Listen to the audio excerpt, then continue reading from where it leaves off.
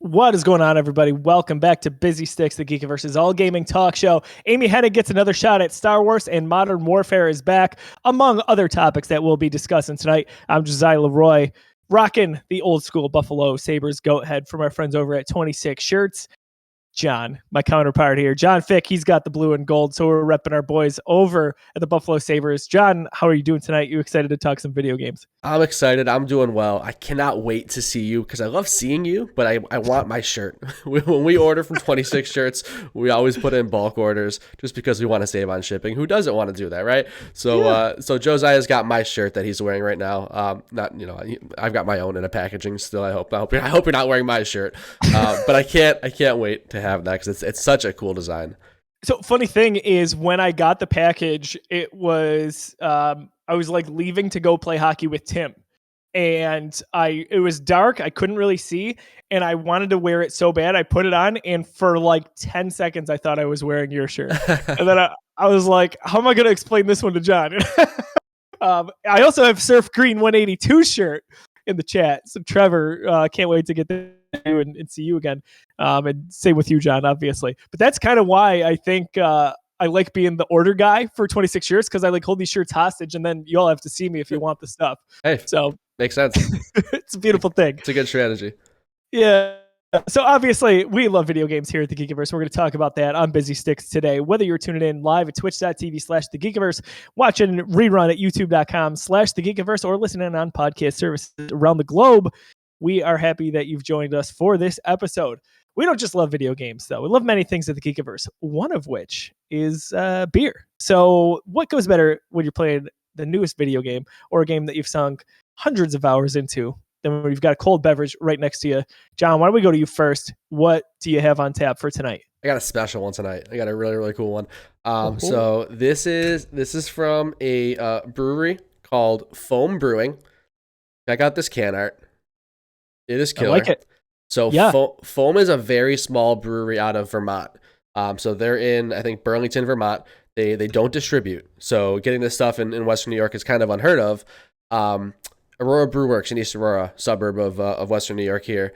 They had like a little collaboration with them where they just got a ton of cans shipped in, or maybe one of their guys ran out there and grabbed them. And they had 4 different beers, and they went quickly, but I was lucky enough to grab a 4-pack of this one. I was actually at Foam Brewing. I accidentally showed up at this place. I didn't realize it was like a cool brewery, didn't realize that they were even notable. When I went to Vermont last October, November, we were staying in Burlington, and this brewery just happened to be like up the block from our hotel. And the first thing I'm looking for when I get to a new city is beer, and that was kind of the point of the trip anyways, is to find some cool breweries. So we walked into Foam Brewing, and this place was just absolutely buzzing, like head to toe, people everywhere, and their beer was incredible. And I shortly learned that they were, just one of the best in town. So excited to have this in Buffalo here. And this one is called Pop Crimes. Pop Crimes. It's an Imperial IPA. I think they call it a triple, which is dangerous. Okay. But you know what? That's good though. That's usually got a good mix with the flavor. Yeah, that can art was awesome, John. Everything that you were saying there sounds really interesting. I'll have to give it a try. Super cool. So I'm going back to one of our or at least one of my favorites. It's a place me, John, and Tim and JT are going to visit very soon. But sure enough, it was next in the rotation. Got Eli Fish here. So they are in Batavia, New York, which is a suburb of Buffalo, albeit a little bit further away than usual.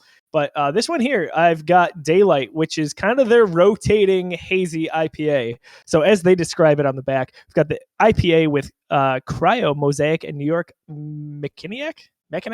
One of the two? Mechaniac, I think.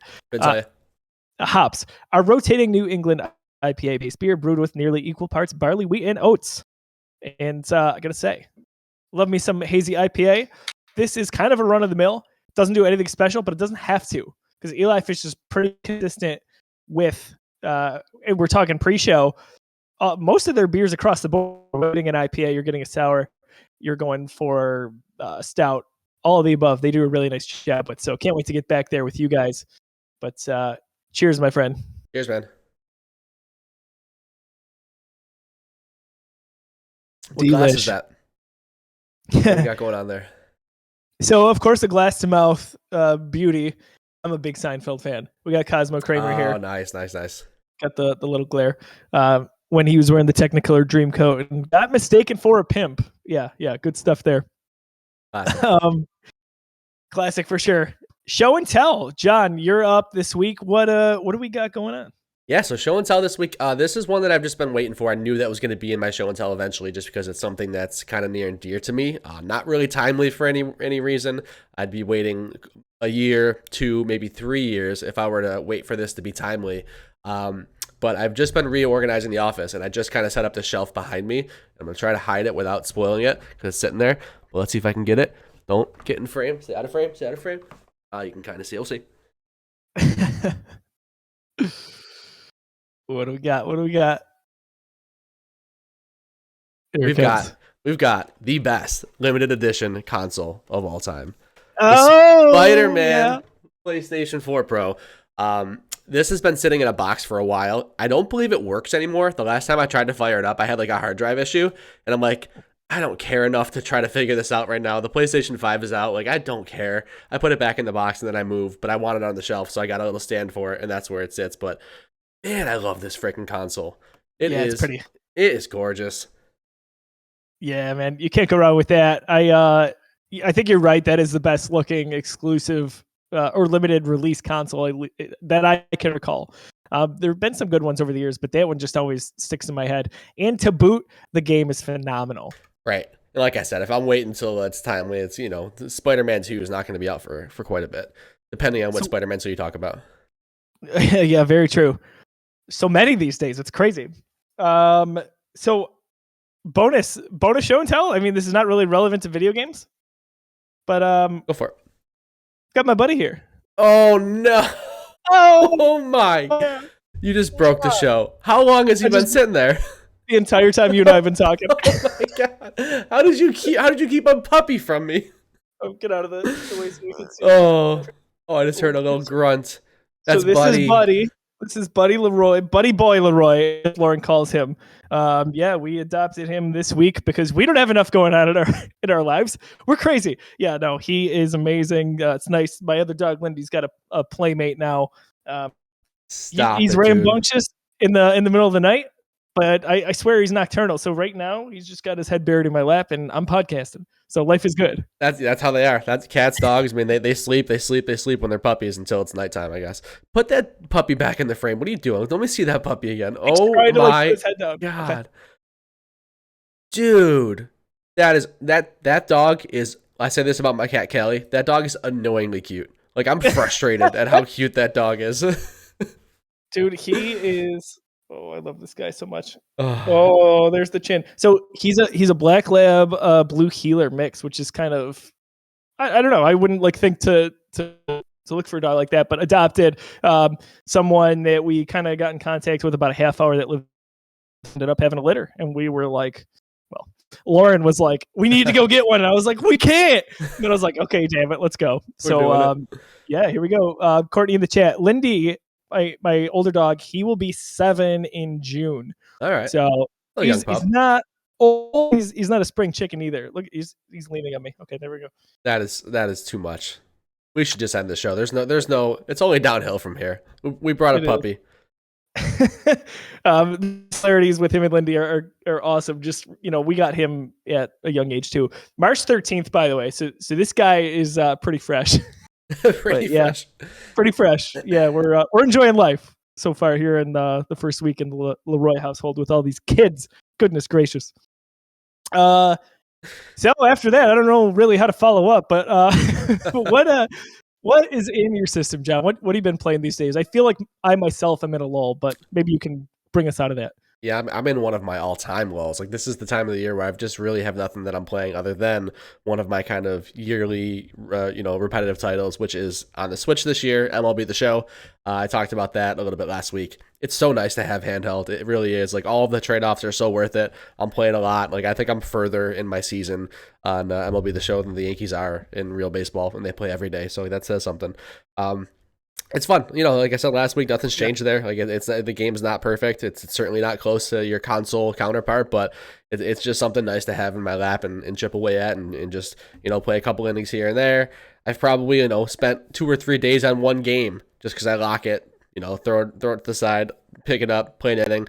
But at that same token, I've probably played 3 or 4 games in one sitting sometimes too. So it's one of those things where it's like, the play sessions are very variable. Just another example of a game that's like handheld is just such a invaluable thing to have with so many of these games. So thankful for the Switch for sure. But yeah, that's been it. I mean, a little bit of Fortnite. I've hopped into a few matches.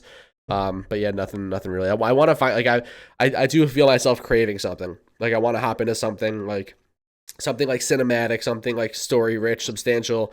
Even if I've played it before, like I've been toying with committing to the Uncharted re-releases, the Uncharted 4 and Legacy of Thieves collection. What's the other one called? Lost Legacy. That's the one. I've been toying with committing to those and really playing them, and and diving into something meatier. Or I might try to find something new. I'm not sure, but soon I will get into something because even on the calendar, there's not too much coming out that's really going to tickle my fancy. If you were, Joe, you froze up. You hear me now? You back? Yes. Good timing. Yeah. So if you've listened to the Geekiverse over the years, I have always beat the drum for, hey, Rocksteady, what are you doing? Obviously, we finally got that answer. One of my, probably the second most request I've had is give me NHL from EA Sports or hockey in some way, shape, or form on the Switch or a handheld, really all the way back to the Vita. I was asking for this. So happy to hear that you're enjoying baseball still. John, forgive me if you did say this or not, but have you played it docked? So like on the TV yet with the Pro Controller, anything like that? I have, yeah. I've played a few innings of it like that.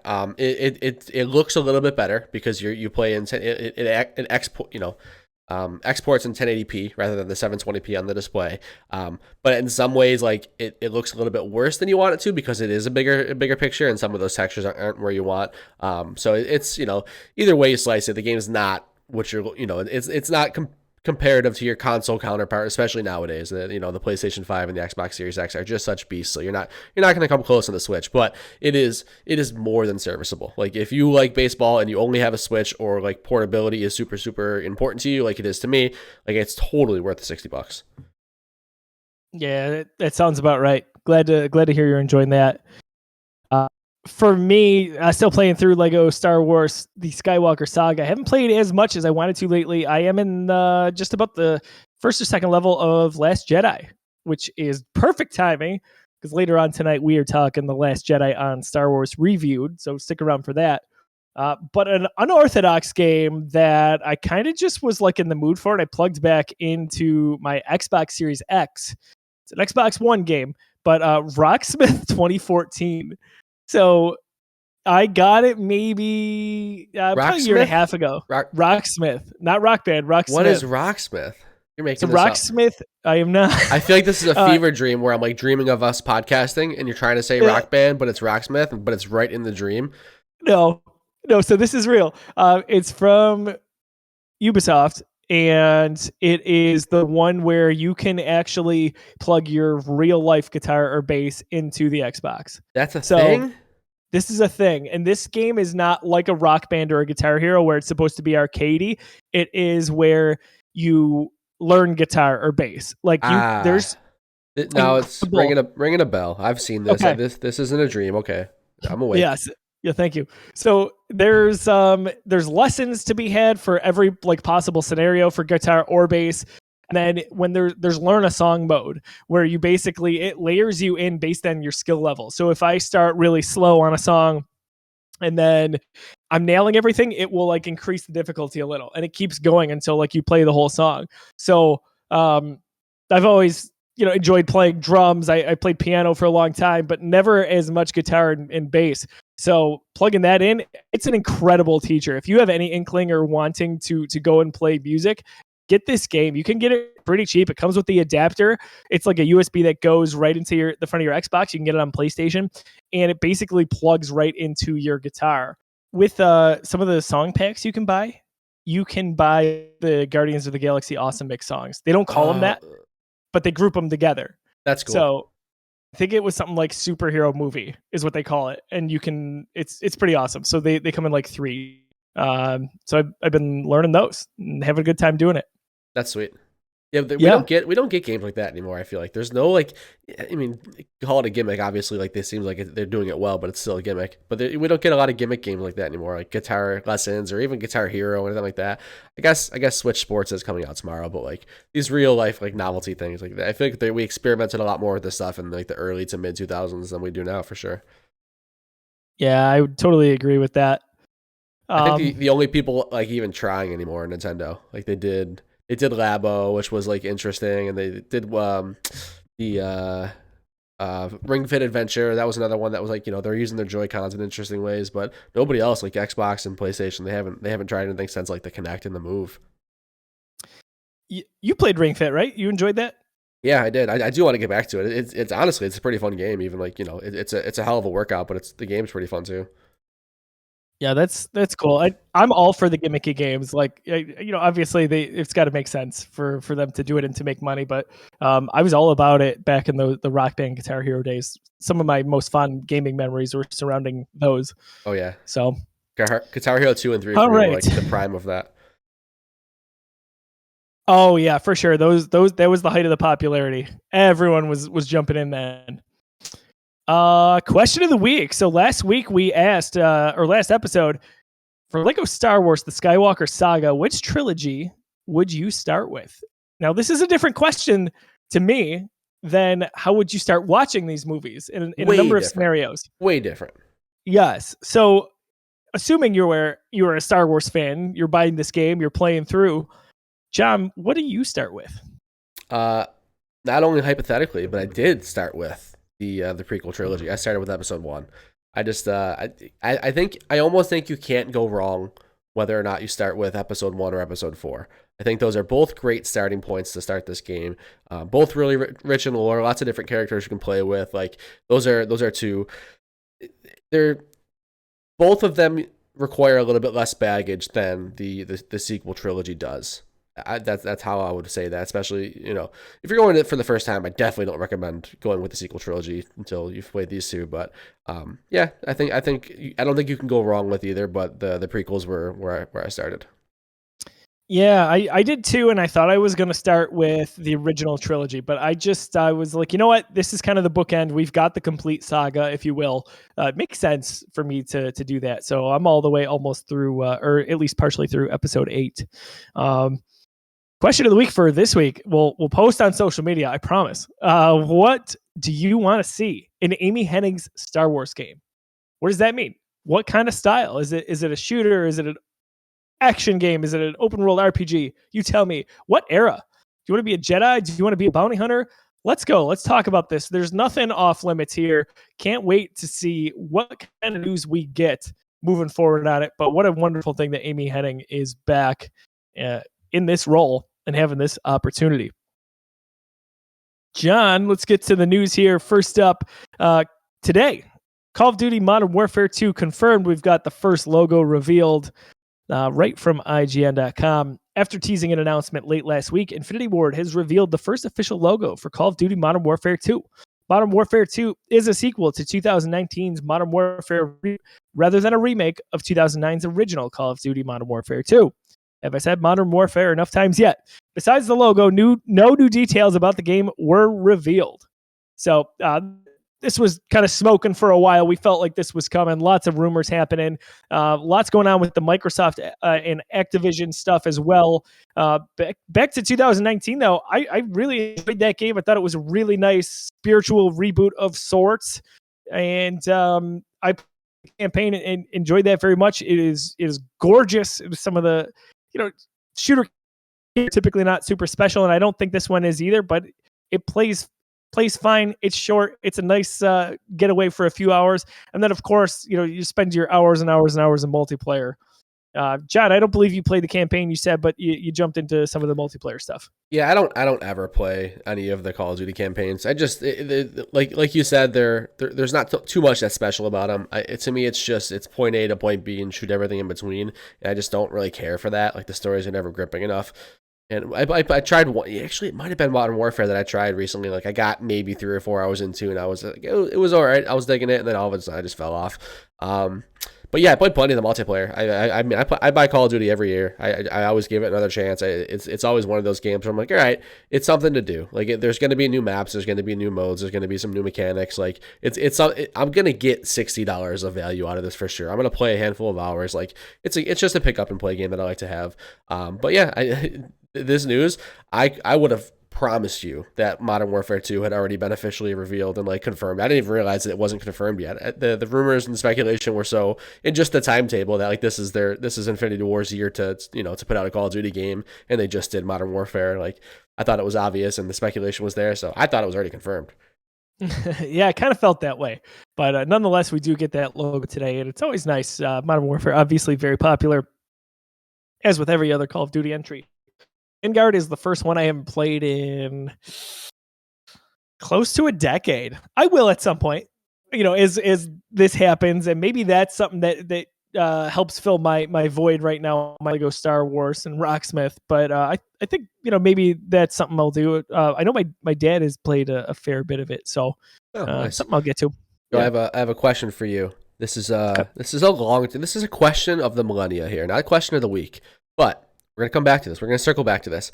By the year 2035, will there be more Modern Warfare 2s or Spider-Man 2s? we're up there, but we already have 3 Spider-Man 2s in the books, and we've got a 4th one coming next year. Possibly next year, whenever the Insomniac Spider-Man 2 comes out. So Spider-Man 2 has quite the head start, but I think Modern Warfare 2 might catch soon. I think we might get a few more Modern Warfare 2 reboots. I'm going to go with Modern Warfare because I think this is not the end of Spider-Man, in terms of Spider-Man 2s. It's just too profitable, but so is Call of Duty, and, it's Xbox. So eventually they're going to be the masters at hand there. I'm gonna go with Modern Warfare 2. I sure hope you're wrong. I sure hope we don't get more Modern Warfare 2s. We'll come back to it. 2035. We'll remember this one for sure. Yeah. I can't wait to see that.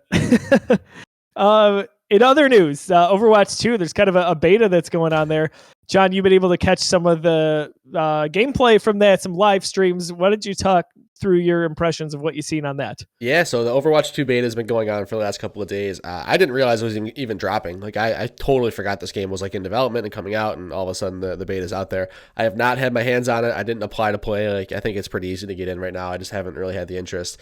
I've been watching people play though. Twitch.tv/Andy Cortez. Our boy Andy, he's been playing a little bit of it. My number one takeaway is I cannot believe that they're calling this game Overwatch 2. It looks like the exact same game, and they're even the same maps. Like for the beta, they're not even new maps. The only 2 maps that I've seen people play are just Overwatch 1 maps. So it's just a very interesting approach. From the people who have played it, the mechanics are definitely solid. They've changed a lot of the balance with the heroes and stuff like that, and that's really what those games are about. But to call this Overwatch 2 is so weird. Like, and I know that when it launches, it's going to have like a whole new, like an actual campaign, a story mode and stuff like that too.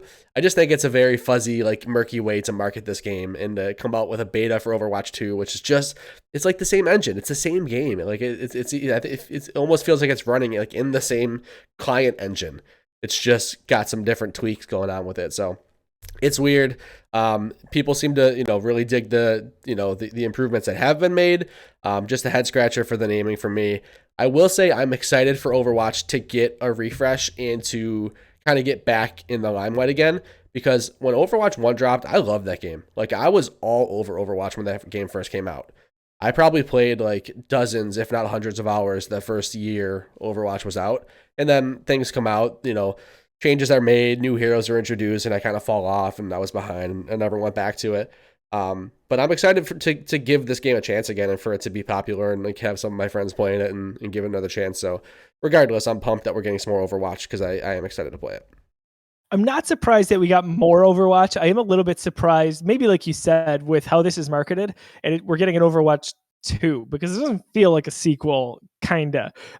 Especially a game in this genre. It's like it's very interesting. How do you differentiate it? How do you move on without moving on, because you don't want to take away what made the first so special, I think. Yeah, it almost seems like the campaign, the story mode is what Overwatch 2 is, and they're just like bundling in the multiplayer again, but that's still gonna. It's almost like this is a new season of not Fortnite, of Overwatch multiplayer that's just bundled in with Overwatch 2, which is the campaign. That's kind of yeah. That's a good way to put it. It's kind of what it feels like. Maybe they should have said that, not me. Yeah, right. It's funny because we're talking about this and be like, oh, what are we doing with Overwatch? Is we talked about yet another Call of Duty and another Call of Duty with the same name as a previous sequel. So it's funny how that all plays out, right? But that's a great example though, because like people say that Call of Duty is the same game every year. They say that, right? But like as someone who's played most of these games, you can just throw up a screenshot and like we could probably figure out which Call of Duty it is, right? Like the maps, the style of the animations and stuff like that. The graphics get better. Like the Call of Duty is like, yes, the gameplay is similar. It's the same formula, but the games are different enough. Like they're definitely different games, right? But this is like in chat, Tim Tells confirms that it's just an update to Overwatch. Like the Overwatch 2 beta is literally you just updating your existing Overwatch game to like get the new mechanics. Like it's pretty weird. Yeah, interesting times for sure. But I'm sure this will sell wonderfully, and it seems like already it's off to a good start in terms of how it plays. Right. So good ahead there. The one thing that I think is going to be a positive, especially in like this market and this world we're in with games right now, where there's so much free to play stuff, is that I don't think you're going to have to like rebuy Overwatch to play the new Overwatch 2 multiplayer. I think if you have Overwatch, you just get the new multiplayer like for free, and if you want Overwatch 2 campaign, you pay for that. I think that's going to be. Once they get closer to launch, they're going to market it that way. It's like, hey, play over, just like Halo Infinite. The multiplayer is free, but the campaign is cost you something, or you got to be subscribed to Game Pass. So interested to see how it does, but I'm excited to play it. Yeah, I think that all makes sense. Then kind of get into our headliner here today. Amy Hennig in Skydance.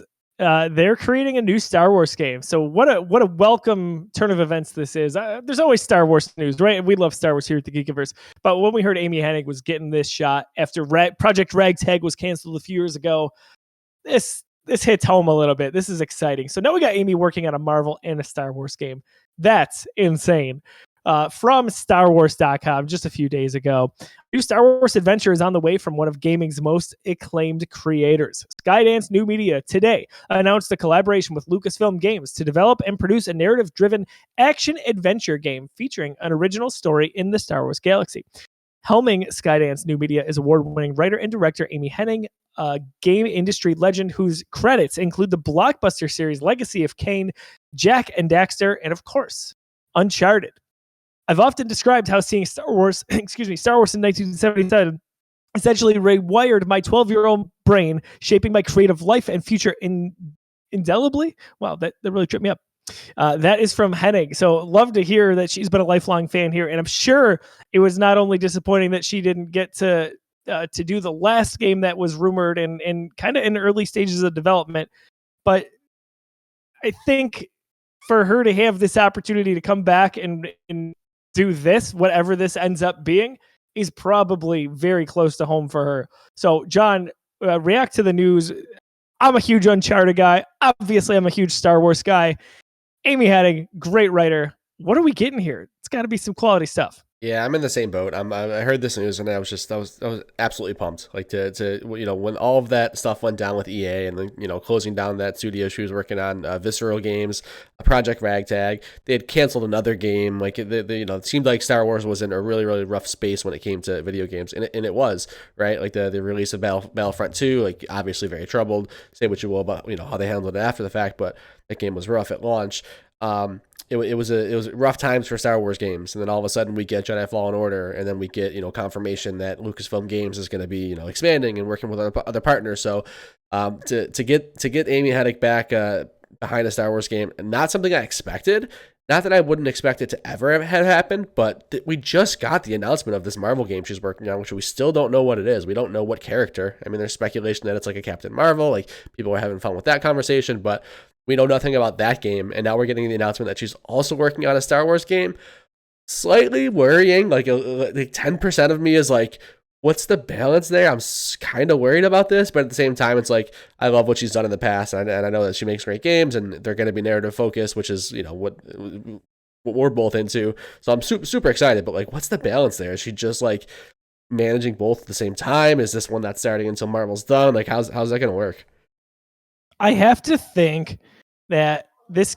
I don't know if you hear Buddy here; he's squealing a little bit. No, So unfortunately not. I don't think this game is close to coming out, much like Quantic Dream's game, and that's okay. I'm willing to wait for it. I would have to think it's mostly a focus on Marvel because she seems, in my head, she'd be the lead on writing this. Once that is once the ship is sailing a little bit on Marvel, maybe that's where she can step away a little bit and start focusing on the Star Wars game. That's all just my own speculation. I have no reason to believe any of that, really. That's just a guess. But when Project Ragtag was a thing with Hennig, I was like, oh my gosh, she is going to bring fun to Star Wars. And then, like you said, we got Jedi Fallen Order, and that reinvigorated everything. So can't wait to see what she does with this. They said action adventure, an original story, but is it an original character? Oh, here he comes. Oh, so, hey, buddy.